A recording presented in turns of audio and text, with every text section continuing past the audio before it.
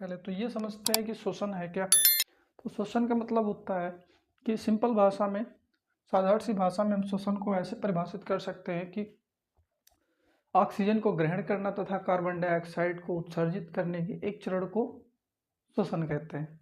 लेकिन श्वसन के अगर प्रकार की बात करें तो श्वसन के प्रकार होते हैं दो। पहला है अवायवीय श्वसन और दूसरा है वायवीय श्वसन। ठीक है, तो वायवीय श्वसन में हम जानेंगे क्या होता है। तो वायवीय श्वसन में जो है ऑक्सीजन की उपस्थिति में वायवीय श्वसन क्रिया पूर्ण होती है। ऑक्सीजन की उपस्थिति में वायवीय श्वसन क्रिया पूर्ण होती है। वायवीय मतलब वायु की उपस्थिति में जब श्वसन किया जाता है तो उसे वायवीय श्वसन कहते हैं।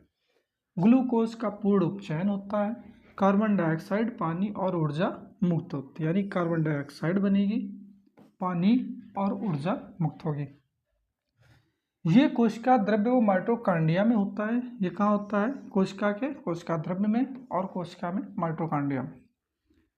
अधिक ऊर्जा उत्पन्न होती है। इसमें 36 एटीपी अणु बनते हैं। एटीपी के कितने? 36 अणु बनते हैं। इसका सबसे बड़ा उदाहरण जो है हमारा मानव का है।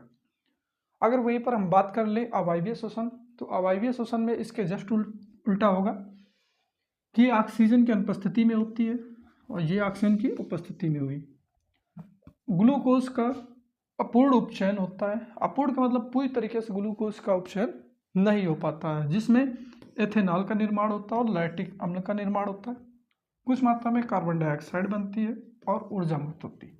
ठीक है, यहाँ पर तीसरा पॉइंट जो है हमारा, ये केवल कोशिका द्रव्य में होता है, यानी कि माइटोकॉन्ड्रिया इसमें एब्सेंट। माइटोकॉन्ड्रिया में ये घटना नहीं होती है। कम ऊर्जा उत्पन्न होती है, यानी कि 2 एटीपी अणु। इसका सबसे बड़ा जो उदाहरण है वो है ईस्ट, जिसको हम लोग खमीर में उपयोग करते हैं। ठीक है,